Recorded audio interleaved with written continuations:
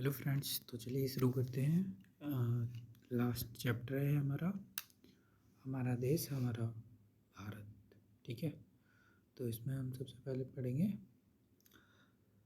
भारत एक बड़े भौगोलिक विस्तार वाला देश है, जो कि हमें पता ही है ना। उत्तर में यह हिमालय की ऊंची शिखर से घिरा है, पश्चिम में अरब सागर, पूर्व में बंगाल खाड़ी तथा दक्षिण में हिंद महासागर। इसकी स्थिति हम अभी समझेंगे। ठीक है, भारत का क्षेत्रफल 32.8 लाख वर्ग किलोमीटर है। उत्तर में लद्दाख से लेकर दक्षिण में कन्याकुमारी तक इसका विस्तार 3200 किलोमीटर और पूर्व से लेकर पश्चिम तक इसका विस्तार 2900 किलोमीटर है ना, जिसमें ऊंचे ऊंचे पर्वत, पहाड़, पठार, मरुस्थल, मैदान ये सब आते हैं, जो कि इसकी विभिन्नता को, जो कि हमारे भारत की विभिन्नता को प्रदर्शित करते हैं। यह जलवायु, वनस्पति, वन्य जीवन के साथ साथ भाषा एवं संस्कृति में भी भिन्नता है। ठीक है, पता है हमें, कोस कोस पे भाषा बदलती रहती है या फिर थोड़ी दूरी दूरी पे भाषा बदलती रहती है। भाषा के साथ साथ उनका रहना खाना ये भी बदलता रहता है। उनकी संस्कृति भी बदलती रहती है ना। रहन पान पद्धति उनकी ये सब बदलता रहता है। यही कारण है कि हम भारत एक राष्ट्र से बंधे हैं। ठीक है,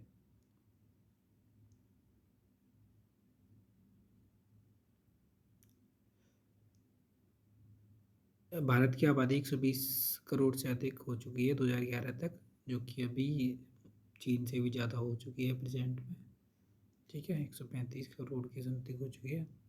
चलिए अब समझते हैं भारत की स्थिति मैप के द्वारा। ठीक है, भारत उत्तरी गोलार्ध में स्थित है और कर्क रेखा इसके मध्य से गुजरती है। यह इसकी स्थिति है, इसका विस्तार है 8 डिग्री 4 मिनट उत्तर से लेकर 37 डिग्री 6 मिनट उत्तरी अक्षांश, और ये पूर्वी अक्षांश में है। ये भी हम समझेंगे।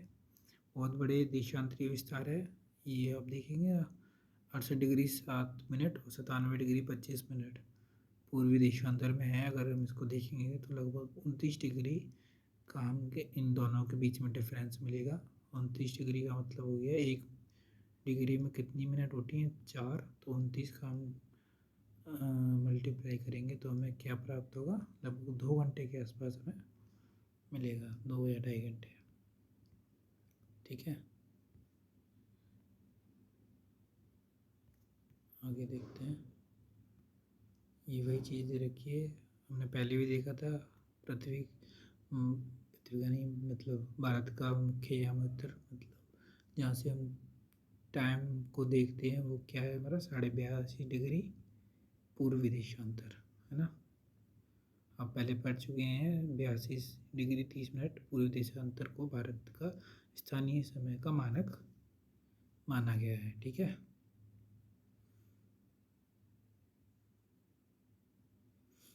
भारत के पड़ोसी देश देख लेते हैं। पहले हम भारत की स्थिति को जान लेते हैं मैप के द्वारा।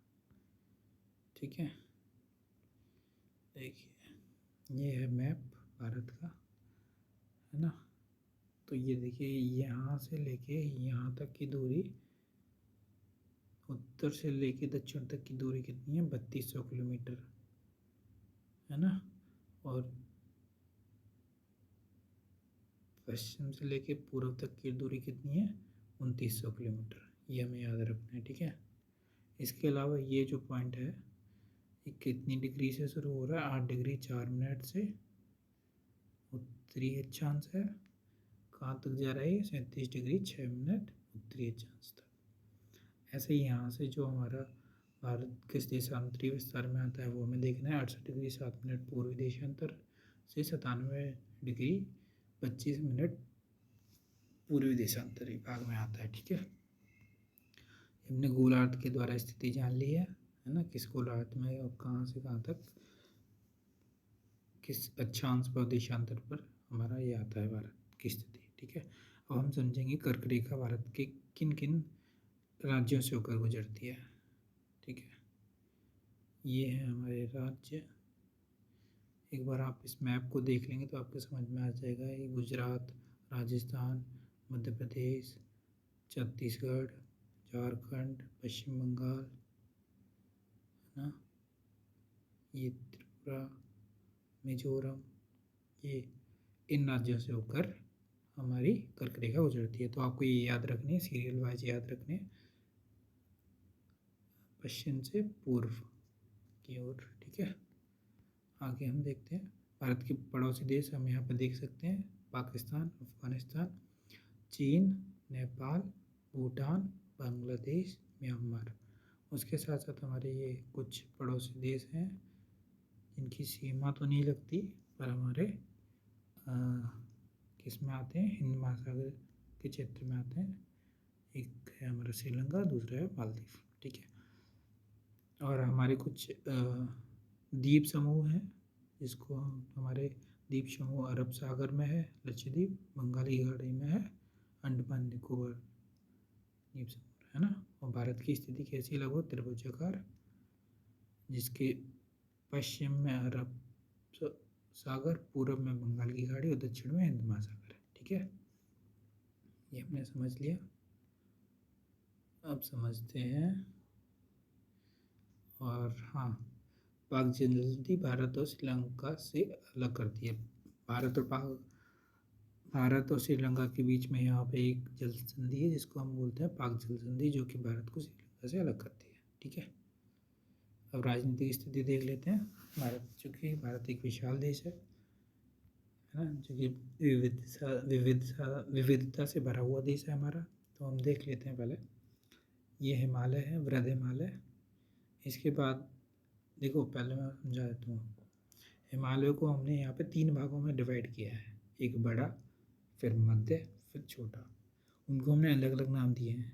पहले हमने दिया है ये वृहद हिमालय, फिर मध्य हिमालय, या फिर उसके बाद आता है शिवालय। ये 3 श्रेणियों में हमने हिमालय को विभाजित किया है। ठीक है, उसके बाद हम आते हैं ये वाला जो हिस्सा है, ये है मैदानी भाग, है ना। मैदानी भाग, यहाँ पे ये गंगा यमुना के निक्षेपण से यहाँ पे जलोढ़ मिट्टी का निर्माण हुआ है। जलोढ़ मिट्टी कैसी होती है, उपजाऊ। यहाँ पे देखो पानी भी है और उपजाऊ मिट्टी भी है, मैदानी इलाका है। तो यहाँ पे ना जनसंख्या अधिक होगी, क्योंकि रहने की स्थिति यहाँ पे सुविधा उपलब्ध है ना, रहने की स्थिति अच्छी है, तो यहाँ पे जनसंख्या ज़्यादा होगी। फिर यहाँ पे देखते हैं हम, ये हमारा पठार है, ये हमारे पठार पे हमारी कुछ पहाड़ियाँ हैं जिसको पश्चिमी घाट और पूर्वी घाट बोलते हैं। देखो पश्चिमी घाट एकदम लाइन से बना हुआ है, कहीं टूटा फूटा नहीं, जबकि पूर्वी घाट यहाँ टूटा है, यहाँ टूटा है, यहाँ टूटा है ना, तो टूटा हुआ है। यहाँ से 2 नदियों की आपको स्थिति दिखाई दे रही होंगी जो कि पश्चिम की तरफ है, और बाकी सारी नदियाँ आपको पूर्व की तरफ दिखाई दे रही होंगी। इसका कारण है कि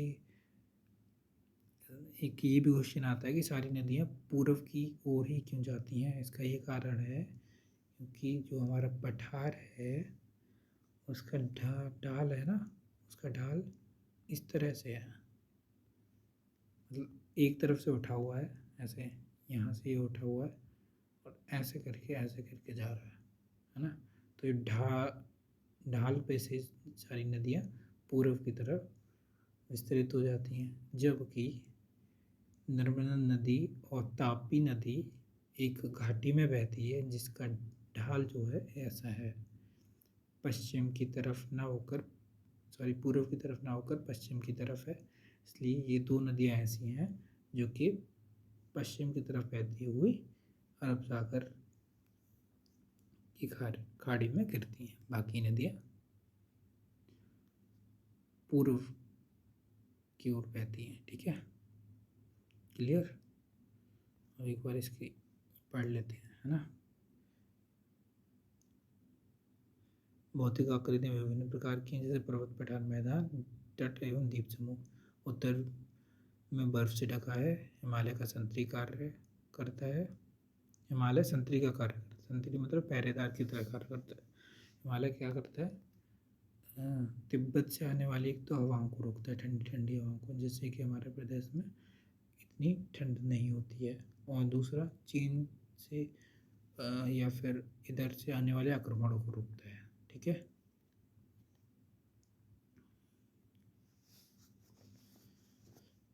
हिमालय को 3 मुख्य समांतर श्रृंखलाओं में बांटा गया है, वृहद हिमालय, मध्य हिमालय और शिवालिक, जो कि हमने देख लिया। भारत का उत्तरी मैदान के बारे में हमने पढ़ लिया। अब भारत का महामरुस्थल राजस्थान का थार मरुस्थल। ठीक है। प्रायद्वीपीय पठार के बारे में हमने अभी देख लिया। ठीक है। विंध्य एवं सतपुड़ा की श्रृंखला है, जहाँ पर नर्मदा एवं तापी नदियाँ बहती हैं। ठीक है, जो हमने देख लिया अभी। पश्चिमी घाट, पूर्वी घाट भी हमने देख लिया। ठीक है, इसके आसपास मैदान है, वो भी हम देख लेते हैं। ये है तटीय मैदान, ये भी तटीय मैदान है ना। पश्चिम के पास में ये पश्चिमी मैदान, ये पूर्व पास पूर्वी मैदान है ना। इसको हमने नाम दिया है पूर्वी तटीय मैदान और पश्चिमी तटीय मैदान। ठीक है।